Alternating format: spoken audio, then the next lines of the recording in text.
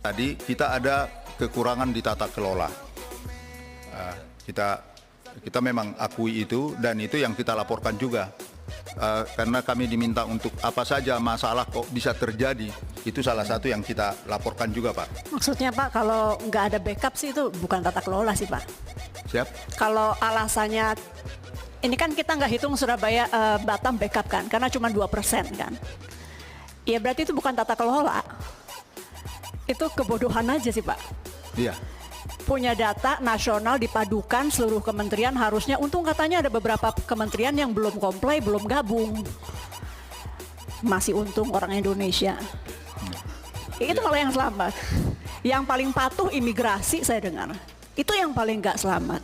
Intinya jangan lagi bilang tata kelola, karena ini bukan masalah tata kelola Pak. Ini masalah kebodohan. Punya data nasional tidak ada satupun backup berarti kan.